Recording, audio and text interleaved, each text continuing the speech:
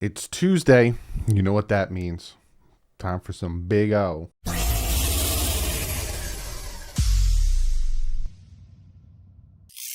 What is up, Finn fans? Yep, it is our weekly Big O show talking about, unfortunately, that Colts game again. But I think that, me and Big O have a very good conversation here. We delve deep into some very good topics. But before we jump into all that stuff, I have to shout out my guys at patchvibes.com. Be sure to go over, check them out. They have a ton of cool Dolphin stuff.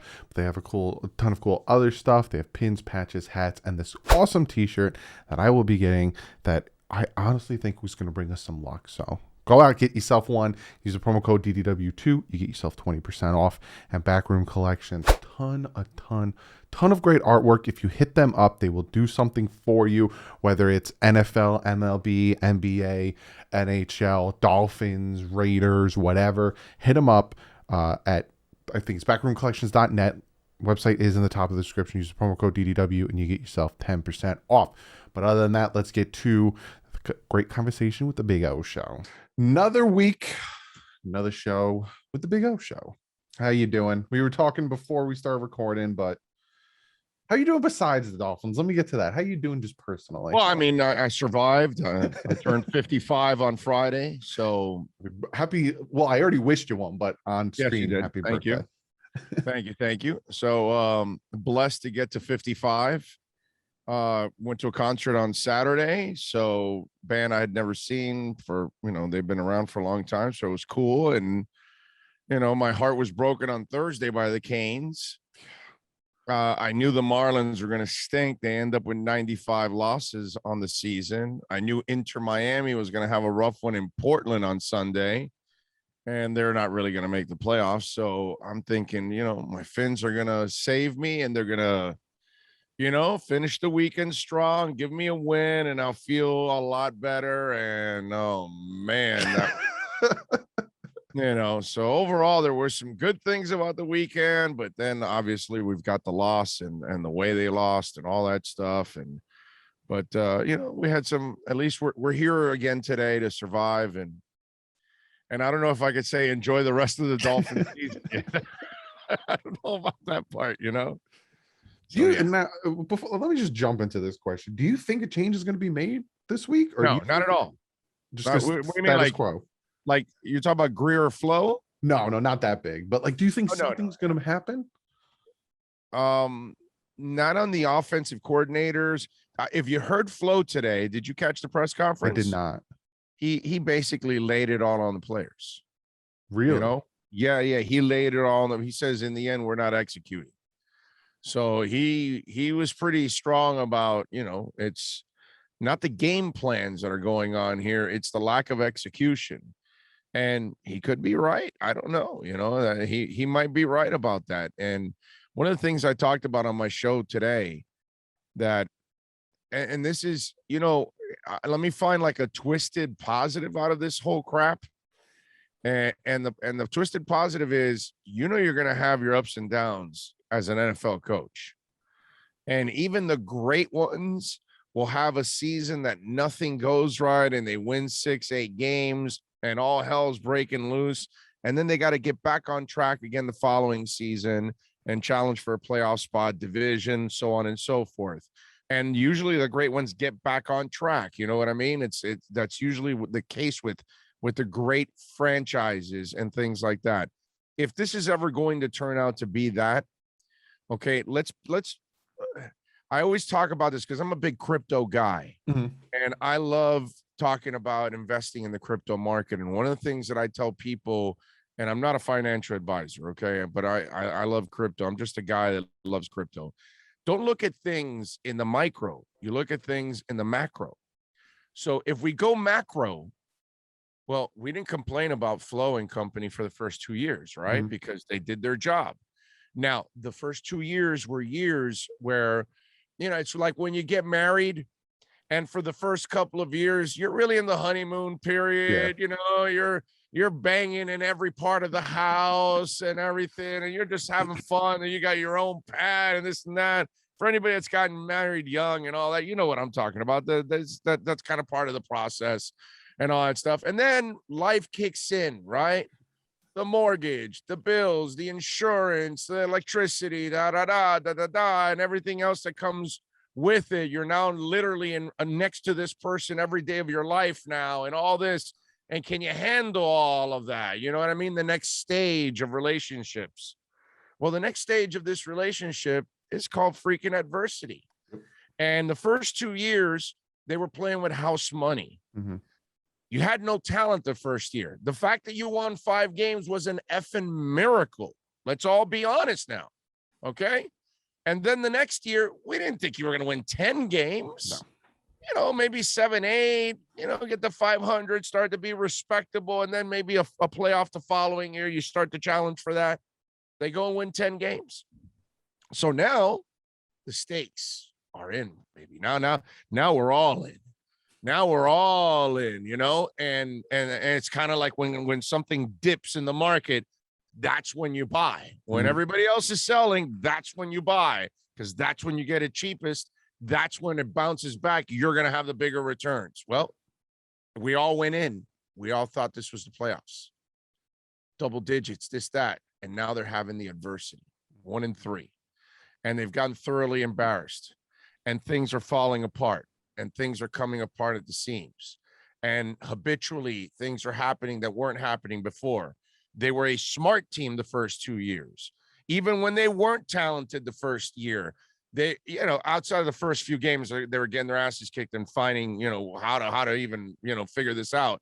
But eventually they became a team that was one of the least penalized teams, not making mistakes. So now they're making all the mistakes. Now they're committing all the penalties. Now they're, you know, and not that there were a ton of penalties this week, but the timing of those penalties were just like, I mean, they twisted it all over the place, right in your chest. So now he has to deal with this kind of adversity. Yeah. So if he's going to be the coach, okay, then he needs to right this ship. Yep. So now he has to deal with the expectations. Now he has to deal with the not meeting those expectations and disappointing people and disappointing himself, and his team is disappointing people. And so now he has to live with all of this.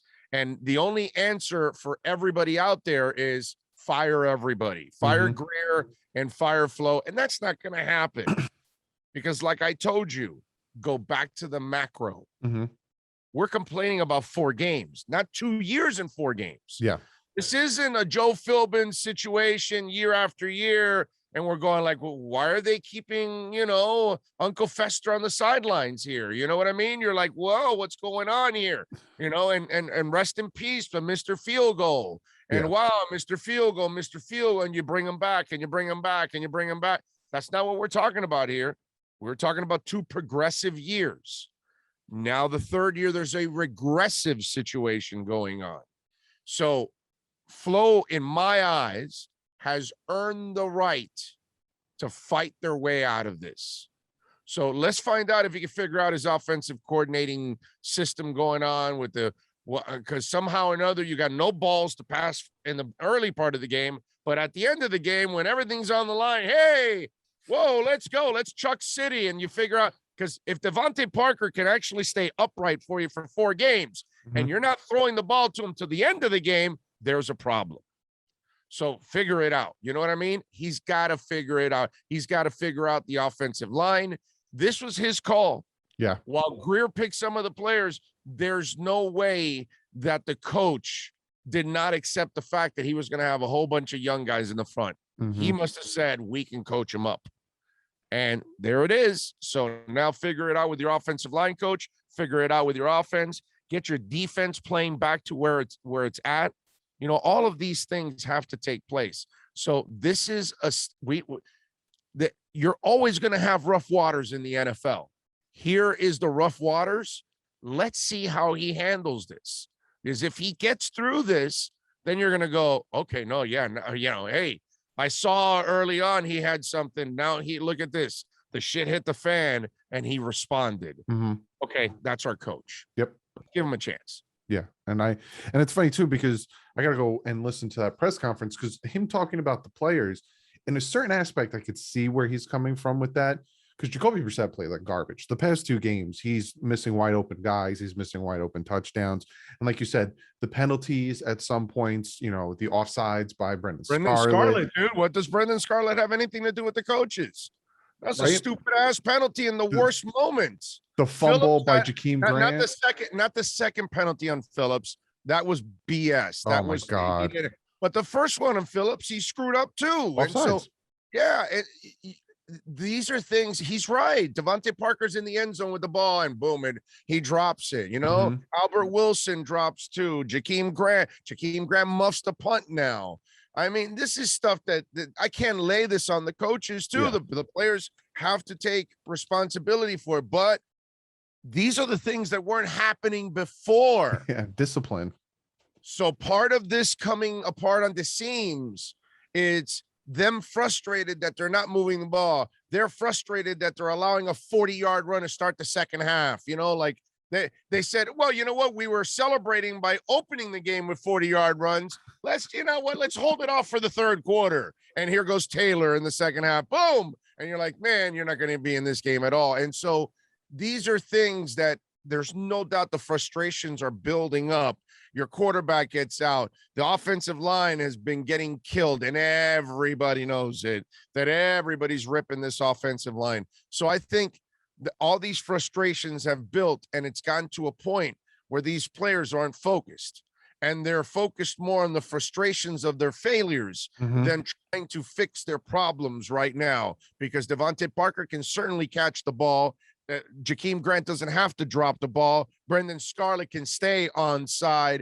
All of these things can be corrected, but if you keep doing it every week and there are no consequences to this, then that's a problem. And that's where now the rubber has hit the road, as they say. Yeah. So now we're going to find out what kind of a coach he is now, with a different type of pressure. He had the basic pressure of being a young coach and overachieving and everybody, underestimating you. Now nobody's underestimating you. Everybody's prepared for you. And now everybody's expecting things from you now.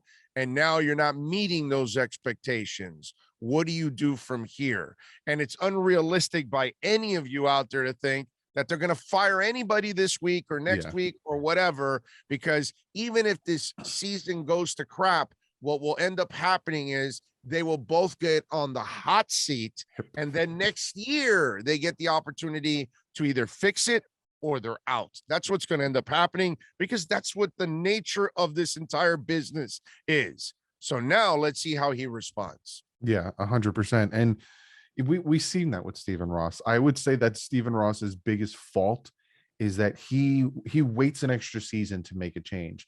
And I wouldn't be surprised if they do falter next year, he gives Flores and Greer one more year, because he did that with Philman, he did that with Sperano, he did that with a lot of guys where instead of making the move, he gave him an extra. But he's getting older. And let me explain something about getting older. In life, you are born without a filter. And as you get older, at 7, you'll say stupid crap like your aunt walks by. Wow, aunt, you've gotten really fat, and you're like, you're a moron at 7. You say stupid stuff, and your aunt looks at you like, she'll probably say something nice back, like, oh, I've struggled. And inside her mind, it's like, this stupid punk, but this is how you're born. This is how you're born. And then by the time you're about, in your teens, you start figuring out things like, I gotta be cordial. I gotta be respectful. Don't tell somebody this, that, whatever. And then you go through a stage for a couple decades, but then you start getting older and you get, I don't know when it is, if it's in your 60s or your 70s or your 80s, but there's a point where the filter starts to disappear again. Yeah. And if you notice, as you get older, you kind of revert back to some of the things you used to do when you were young, that you were just saying whatever the hell was on your mind. And so as you get older, I wonder, do you have the same kind of patience, i.e. Mrs. Ford in Detroit, who has a gentleman by the name of Jim Caldwell as his coach. And the guy had 3 winning seasons in 4 years. You should put an effing bronze statue outside the stadium for any coach that does that in Detroit. Seriously. He made it to the playoffs twice in 4 years. They fired him because she was getting old and impatient to hire Matt Patricia. So they fired a guy that was actually doing a really good job for you, but she had this aspirations of Super Bowl, and they end up firing to then end up Matt Patricia, and then she ends up in a deeper abyss. And all of a sudden now you've got to watch that guy in a pantsuit going up to the podium with a pencil in his mouth and a bird's nest on his face. You know what I mean? It's just like, it's terrible. So you have to be careful with all of this, because as you get older, some of these, ladies and gentlemen, run out of patience. Mm-hmm. So they could, maybe one more year. I know they're not going to fire him after this year, because it would be a terrible look on their part, if they fire him right out. Now, if, guys start going off and committing crimes, and they start, and all kinds of dirty stuff starts going on, well, then, now all gloves are off. But even if they struggle this year, I would warn you in the Dolphin Nation, they're not going to fire anybody right now. They will give them a year to redeem themselves. But forget about that. I want to see what you do now. Yeah. You got 13 games. I want to see what you do now. That added game is kind of like a little bit of a cushion for Flores, because this game Sunday, this past Sunday, they should have won that game. They gifted, and I kept talking about this in my recap. They gifted the Colts so many points, and they are a better team than the Colts. The Colts had so many people out. You had Carson Wentz on 2 bum ankles. They just gifted them. Oh, you're trying to punt? Here's an extra down. Oh, you punted it to us? Here's an extra down. I'm going to drop the ball. It just, watching the game, it was the first time in my live stream I actually started getting angry, and I started snapping, because it was like the Broncos last year. We should have won that game, and we should have won this game. And it just. And let me tell you something. When we talk about Flores in a test, one of the things I talked about in our post-game show, and a little bit today also on the show, was, look what's going on. Let's go before and after pictures now. Example, Flores' defense doesn't get off the field anymore in third downs, not making those plays. While they still had some bend, don't break type of deal to them last year, they still found a way to get the hell off the field and make a play. They're not making plays. Jerome Baker isn't let loose like he was last year, where he was rushing the quarterback, which you need pass rush. And we're not watching Jerome Baker attack the quarterback nearly as much. Van Ginkel's not the same player he's been so far the first 2 years. And I don't know why. I'd like to know why. That amoeba defense where everybody stands around like they're hanging out in a lounge, and then boom, they attack you. Where's that been? I haven't seen that this year. Myles Gaskin is the best running back you have. You know it. You told us you're not using him. Mike Gesicki is, if he's not your best receiver, not your best tight end, if he's not your best receiver, he's your second best receiver. How in the hell are you not using him? Why are you waiting to throw to Devontae Parker at the end of a game, and you're not throwing and trying to draw penalties at the beginning of the game at the same time? There's a lot of stuff going on that pisses me off. And I wonder, okay, wait a minute. Why is one thing used to work and now it doesn't? You know what I mean? And why are some players being used? They were being used one way and you were successful, and now they're not being used and they're not being nearly as successful. And there are several examples like that all throughout this team, offense or defense. And I have to ask myself, Flo, I mean, have you guys done a little, self-inventory here? Have you checked out what you're doing because the line sucked last year? Don't tell some people tell me, well, Myles Gaskin, well, because they're not using him to block. Well, dude, if he's running the effing ball, he doesn't have to block, moron. You know what I'm saying? And it's like your line sucked last year and he ran the ball and he figured out a way to make plays because he's shifty. He's got great balance between the tackles. He can catch the hell out of the ball. And by the way, why isn't Gaskins and Ahmed catching balls out of the backfield and driving linebackers crazy? because they both can do that. Yeah. And so you go to Brown, who is not nearly, I get it that you're trying to get the bigger guy in there and the better blocker. I get all of that. But if you're running the ball, you don't need to block. And if you want to throw the ball, you don't need Brown in there. You need some of the other guys that are more dynamic. So I'm wondering what the F is going on here, because I'm a schmuck and I see it. And I'm going, well, why aren't you using these people? And you're not using them. Mac Hollins, what the hell is he doing sitting on the bench with his thumb up his ass when he should be on the field helping you play on offense? Because he's a big physical receiver that can help you out. So why isn't he out there and helping you? I don't get this at times. You know what I mean? I get it. Now, look, Will Fuller's not going to, he's Will Fuller. Yeah. You were hoping, we were all rolling the dice like I did with Shib, and it's up 60% right now, which, way to go, Shib. Let's go. Keep going, Sheba. So, you rolled the dice with Will Fuller, and he came up lame, and so he can't stay healthy. He's the same player he's always been. I get it. You rolled the dice. We knew what that was. You were hoping it would come out the other way. It's not fine. Get Matt Collins in there. Yep. All that guy does is make plays for you. All that guy does is become reliable for you. So I look around and I start, Justin Coleman, what are you doing even on the field? Why are you even wearing a uniform? Seriously. Okay. And this is a flow thing. All of this whole thing, Van Noy in, Van Noy out, Karras in, Karras out. That's flow. Hey, where do you think Jacoby Brissett came from? New England. Okay, that's flow. So, when you're like stuck on this Greer thing, slow the hell down now. There's somebody influencing personnel also here. So I want to see how you fix this now, Flo, because you've influenced a lot of things on this team.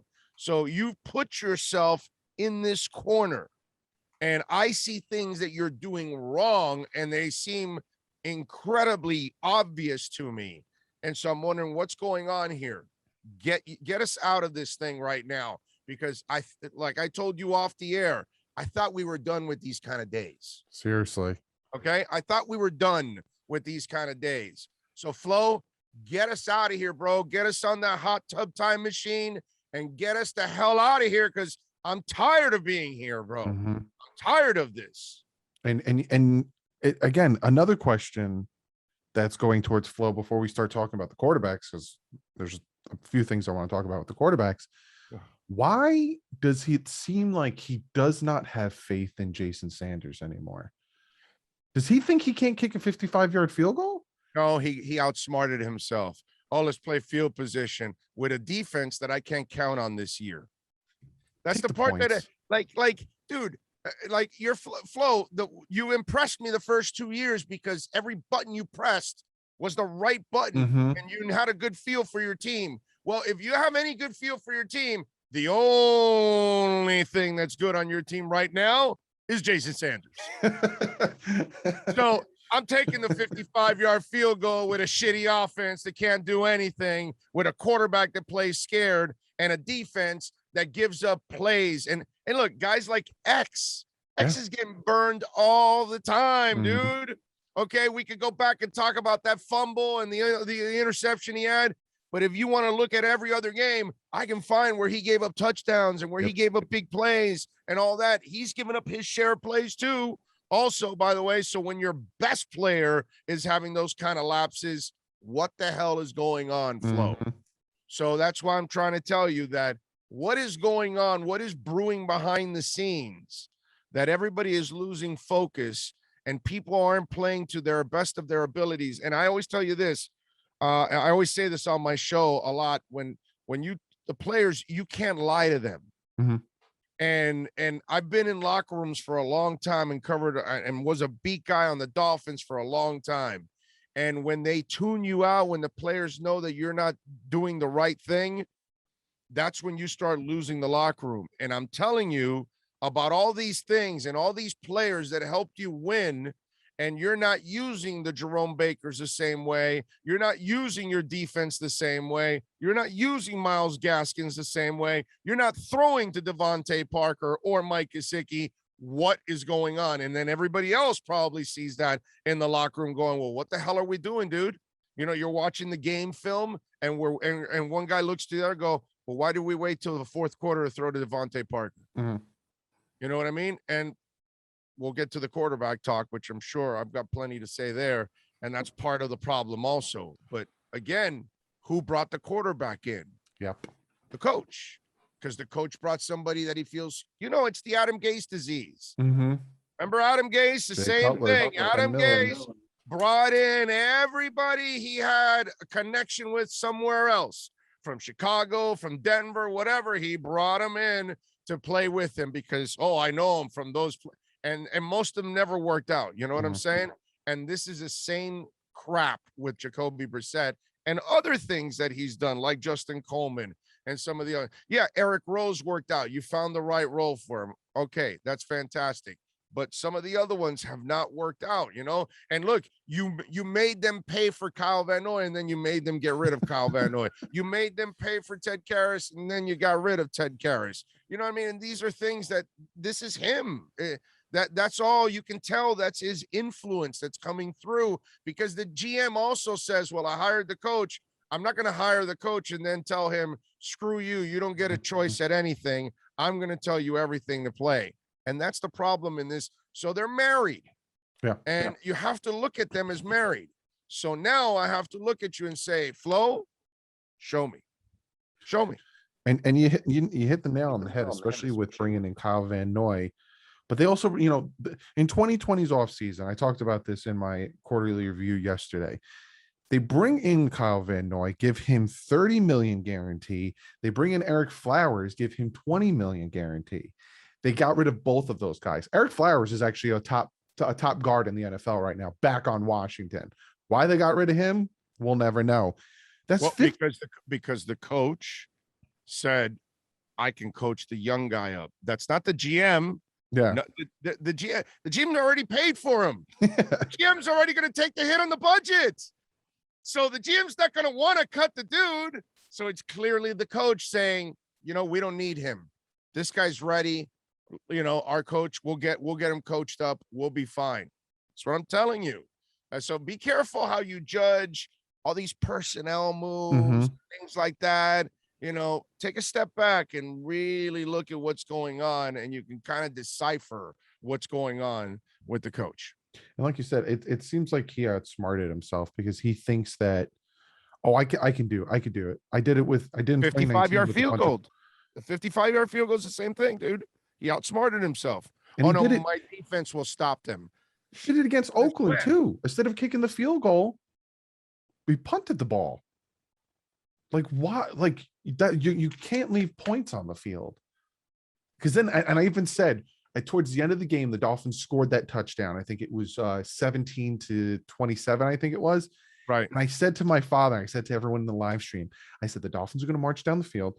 They're going to score a touchdown. Then they're going to need the onside kick. They're going to lose by 3. I said, that's exactly what's going to happen, because we didn't kick the 55. Now, obviously it didn't happen because. Right.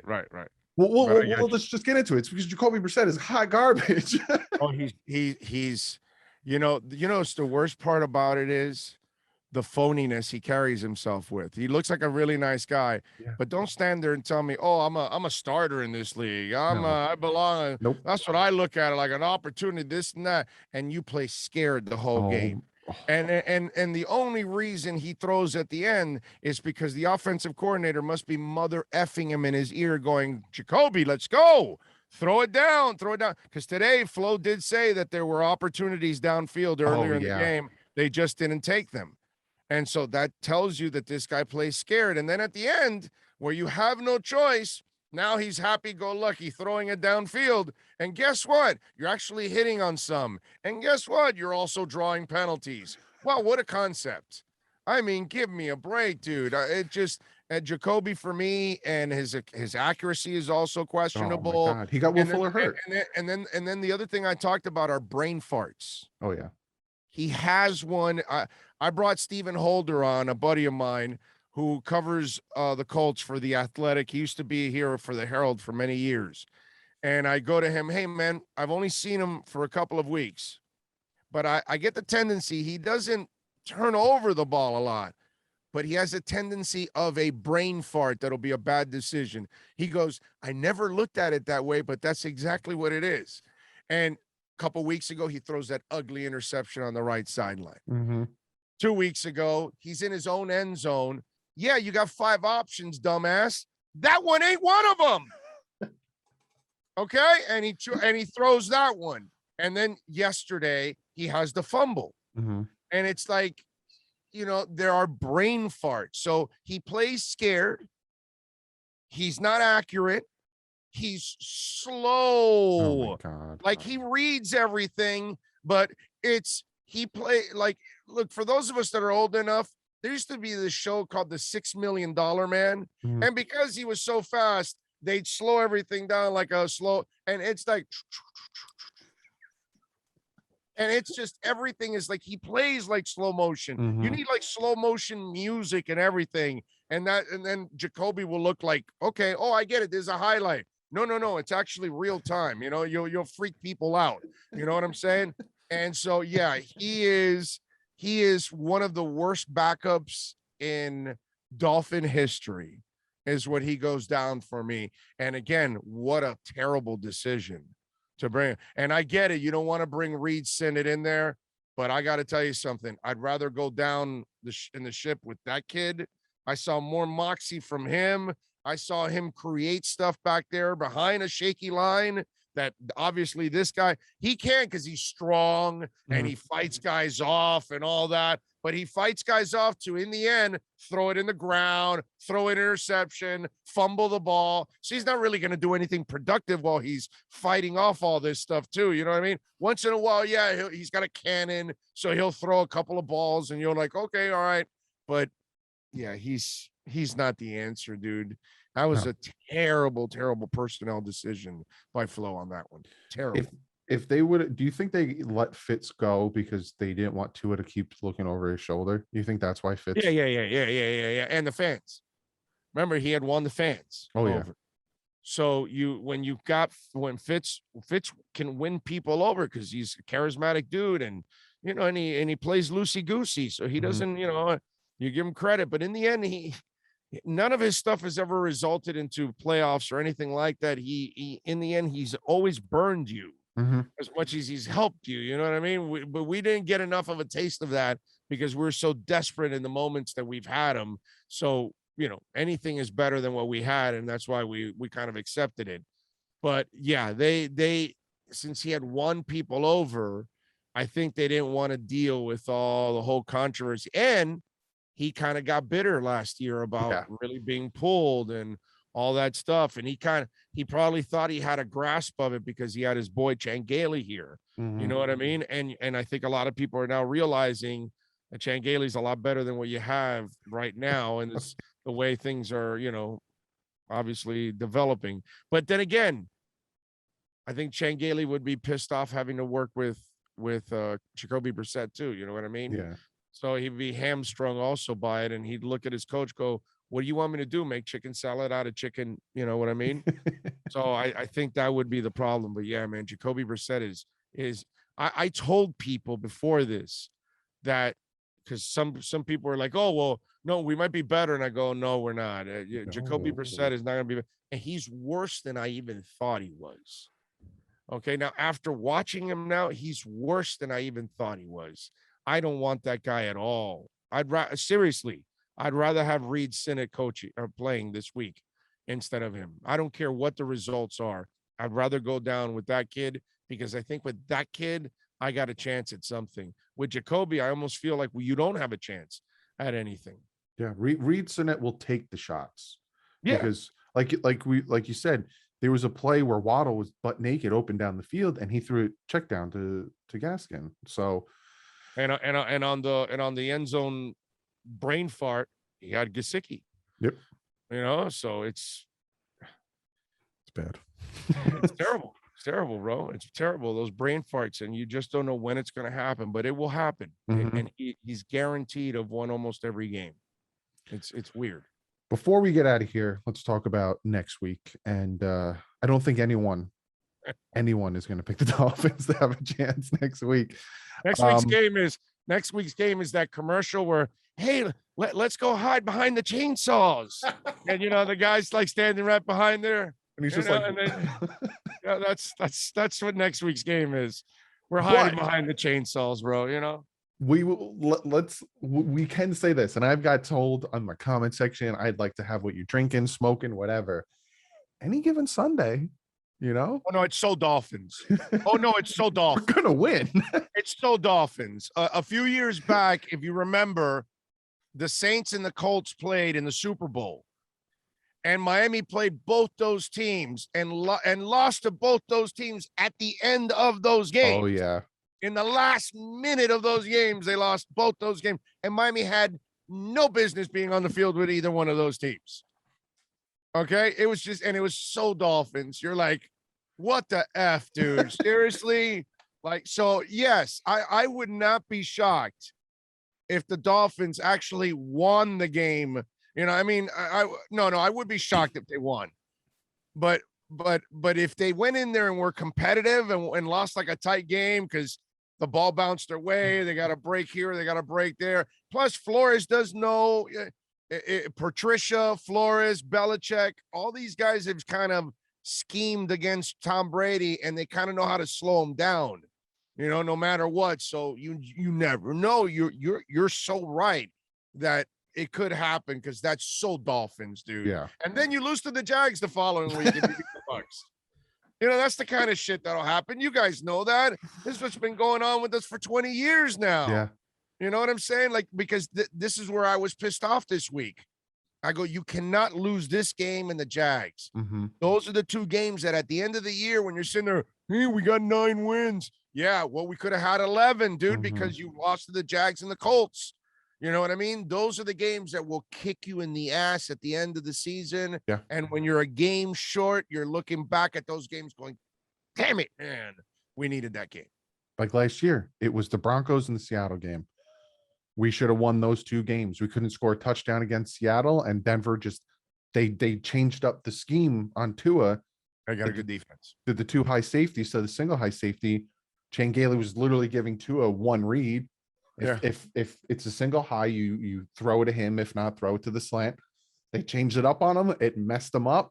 Had a bad game, and like I said, Seahawks, we couldn't score a touchdown. Could not, and Noah Benogany was just letting people score on him left and right. So, but yeah. Well, it was. Hey, listen, everything's not over. Facebook and Instagram are back online, so you're fine. What happened with that? I know this isn't Dolphin related. Do you know what happened with that?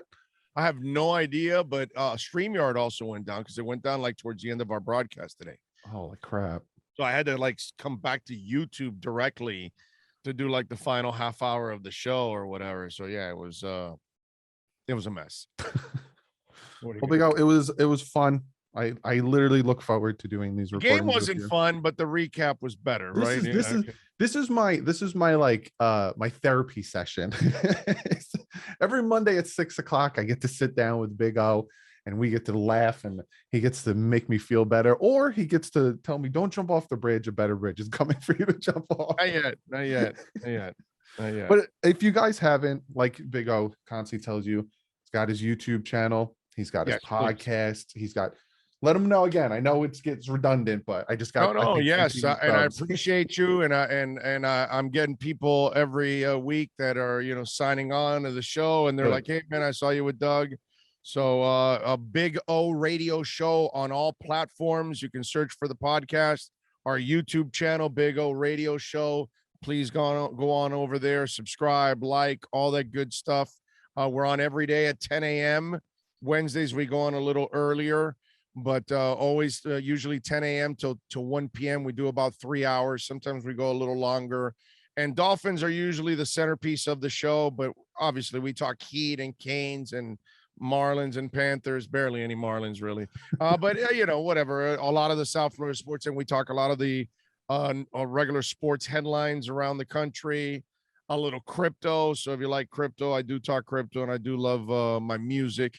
So I do talk my share of music on the show too. So it's kind of a guy's show in a way with sports and a lot of Dolphins talk.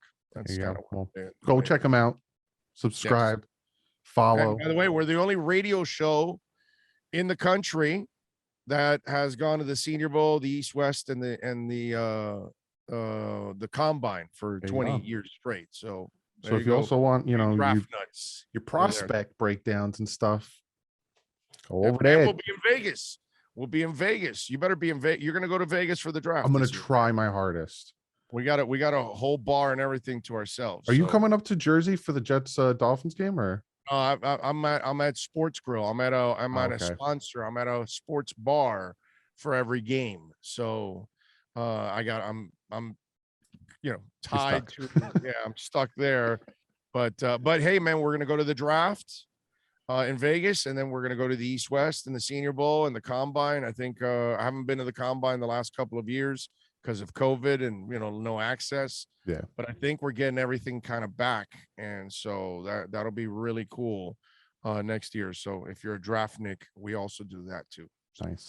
Well, I will see you next week. Hopefully we shock the world. We beat the Bucs.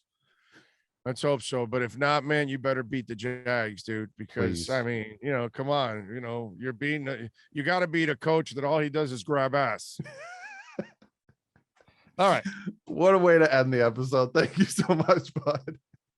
There you go, buddy. Be good.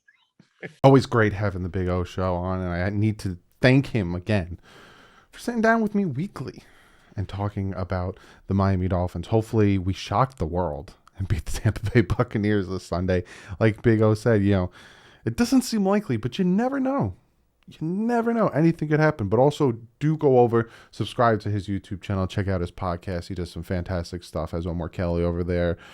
He has a ton of great beat writers for the Dolphins, specifically to him. Go over, check that out. But other than that, guys, that is the video. I will see you tomorrow with the film breakdown of this Colts-Dolphins game.